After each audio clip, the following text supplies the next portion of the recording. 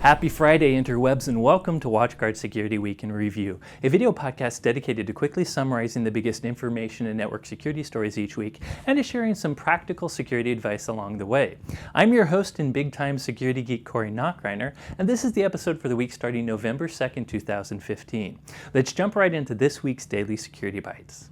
Another day, yet another data breach. Today's story is about a data breach at WSWiR Web Hosting. This is a free web hosting company that's pretty popular because it has over 13 million users.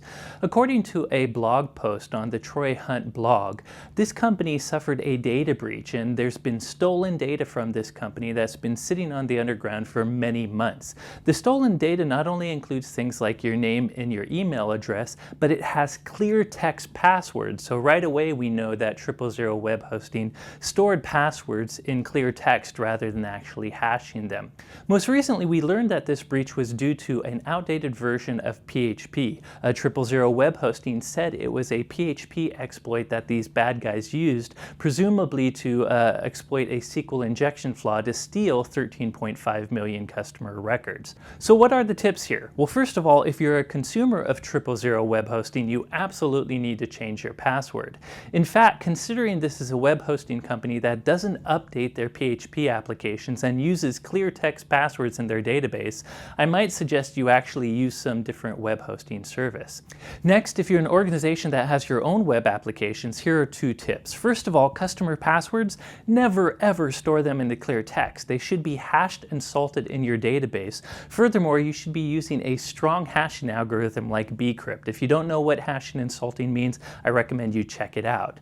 Second, you need to update your web applications. If you use any sort of web frameworks like PHP, or you're using OpenSSL, or any of the software you use for your web application, you need to make sure to update that as soon as new updates come out. In fact, in the appendices of the Verizon Data Breach Investigation Report, the researchers found that 24% of the incidents could have been prevented if the web administrators had updated their front-facing web applications. So don't be like WSWiR Web Hosting. Be sure to update products like PHP if you're using them.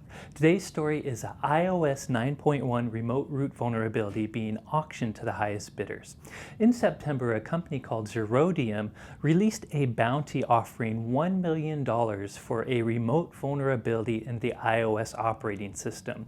The rules were the vulnerability had to be through a browser or through a text message and had to happen without any sort of user interaction and silently, and gain complete control of the iOS device, something known as a jailbreak vulnerability. In any case, in a Twitter post this week, the owners of Zerodium actually announced that some researchers did find such a vulnerability, and they're going to be paying the $1 million bounty. Now, before you go on thinking this is good news because now Apple can fix a new vulnerability, you need to realize that Zerodium is actually the same company or associated with the folks from another company called WUPIN. WUPIN was a company that bought zero-day vulnerabilities, did not disclose them to actual vendors, and rather auctioned them off to the highest bidders. Now, the company always said it would only auction them off to NATO-based countries, usually governments and nation states. And it appears Zerodium is the same type of company. They do not plan on sharing the details with Apple. Personally, I think these kind of companies are disgusting. I think the whole idea of taking zero-day vulnerabilities and auctioning them off to the highest bidder is just a horrible idea. Whether or not these vulnerabilities are sold to the country you happen to be a part of, using these sorts of unpatched vulnerabilities is just a bad precedent. If you have any sort of unfixed vulnerabilities in an operating system, you may think you're the only one to know about them, but chances are bad guys are going to find or use those vulnerabilities too. So I just think this is a ludicrous and stupid idea, and that companies like this are kind of taking advantage of the fact that we don't have good cyber regulations around this. I do think researchers should have the ability to find vulnerabilities, but I don't think third parties should be able to auction them off to the highest bidder while keeping them from the actual vendors associated with the flaw. In any case, it is an interesting story. Hopefully Apple will eventually figure out what this flaw is and fix it. Today's story is a VBulletin data breach and zero-day vulnerability.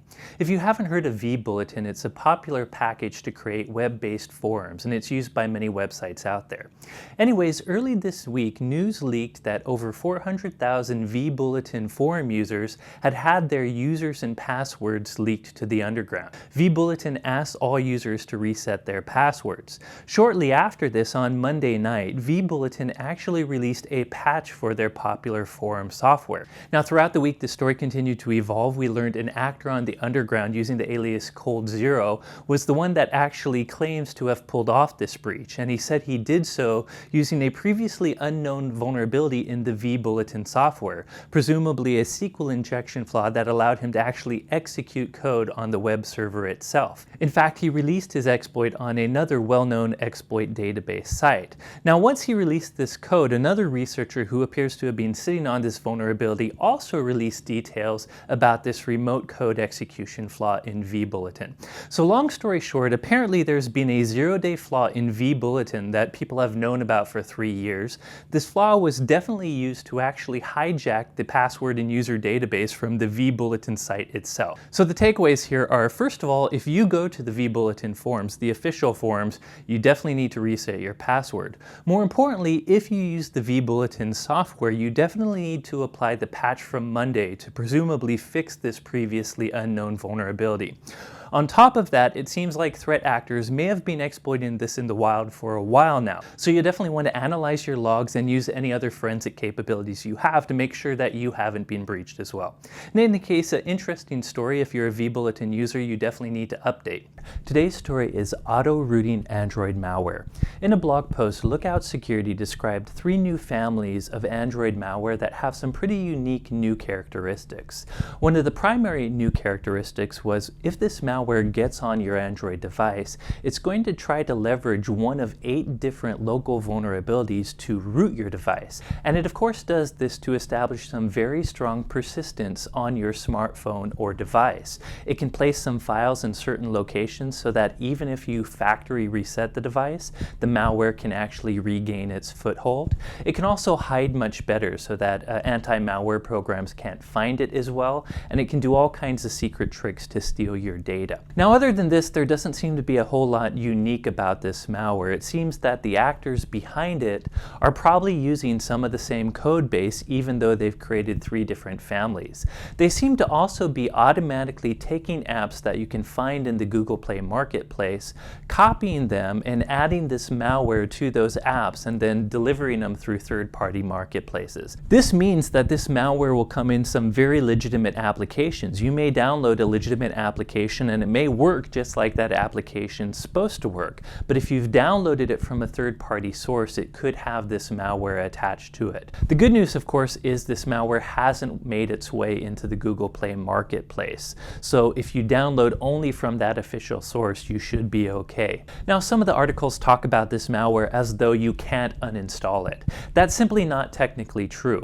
Now, Lookout does say that normal users may not be able to install this easily, and they even recommend that you might want to get a new phone. I frankly disagree. This malware is pretty nefarious. It does put itself into certain directories and rewrite certain files so that normal factory resets will not get rid of it. However, you can replace the ROM image of your Android device, and doing so will wipe out this malware. In any case, it's interesting to see how Android and mobile attackers are getting much more aggressive. They're stealing and trojanizing legitimate applications. They're using vulnerabilities to gain root on your device, and they're doing everything they can to bury into your mobile device and gain long-term persistence. So again, if you're an Android user, you definitely need to be aware of some of the security issues. The number 1 tip is stay away from third-party marketplaces. Do not root your device if you can avoid it, and only download software from the official Google Play Marketplace. For today's story, I'm going to give you a hacktivist update, kind of in honor of Guy Fawkes Day. If you're not from the UK, you may not know that November 5th is Guy Fawkes Day, and this has to do with an old gunpowder plot on that day where a number of rebels tried to assassinate a king, but instead were arrested, and Guy Fawkes was one of the people arrested in this gunpowder plot group. In any case, you probably know a lot of hacktivist groups like Anonymous use the Guy Fawkes mask and also use November 5th as a day to kind of do their political hacktivism. There's 2 things I want to talk about that happened on this Guy Fawkes Day. First of all, let's talk about Anonymous. They decided to launch Stop KKK on November 5th. This is something they've done before. It's their whole campaign to kind of unmask KKK. And as much as you dislike the KKK, if you're like me, this whole idea of doxing people can have some very bad ramifications. Oftentimes, the people they're doxing may have nothing to do with what they really say they're doing. And it can turn kind of into this mob mentality where innocent people get pointed out. In fact, early in the week, someone that Anonymous says wasn't associated with them released a whole bunch of so-called KKK members that really weren't KKK members. Nonetheless, still on November 5th, Anonymous did release a list of about 1,000 people that they say are from the KKK. Again, as much as I don't like the KKK, I don't think publicly doxing people is good. It could lead to vigilantism. It could be misinformation where these people really aren't associated with the KKK. And I really don't like these type of hacktivist campaigns, even if I kind of agree with their dislike of this particular group. Another interesting hacktivist update from this week was more activity from Crackers with Attitude. This is that hacktivist group that hacked the director of the CIA's Yahoo email account. It's led by this guy named Cracker, who is PHP Hacks on Twitter. In any case, apparently they got access to even more government workers' information. For instance, apparently they got access to the database that many different police and authorities use to share arrest records and things like that. They also released a very long list of phone numbers and email addresses and names of many people in the police and the FBI and other government agencies. So they're still trying to dox authorities in the United States. So what can we learn about these hacktivist campaigns? Well, first of all, we need to be very careful with the data we put out there. In both these cases, these hacktivists are doxing us. They're sharing data that we've shared with others publicly. Now, the other thing we need to think about is our credentials. Basically, everything on the internet hinges on our authentication. If a bad guy can steal our credential, even from a site that we don't really care about, if we're using the same credential everywhere, sometimes they can use that credential to log on to a much more confidential system, such as an arrest record database. And then that allows them access to a whole lot of sensitive data. So be very careful with what you share online and make sure to follow strong security practices as far as your credentials. Don't use the same credentials everywhere. Well, that's all she wrote for this week. I hope you found it informative and maybe learned a thing or two along the way. Please subscribe to our blog, by the way. You can find it at blog.watchguard.com or watchguard-security-center.com. Me and others from WatchGuard post security centers there, and that's also where I post these weekly security videos. And there's a big list of references in those videos that give you links to all kinds of other security stories I haven't been able to cover during the week. You can also follow me on Twitter. I'm at SecAdept, or you can follow WatchGuard at WatchGuardTech. Finally, if you want to get these videos as soon as they come out, please subscribe to the YouTube channel. One show note before I close, I'm going to be traveling in Japan next week, so I hope to try to do some daily videos, but they may not come out as regularly as normal. In any case, as always, here at WatchGuard, we're rooting for you.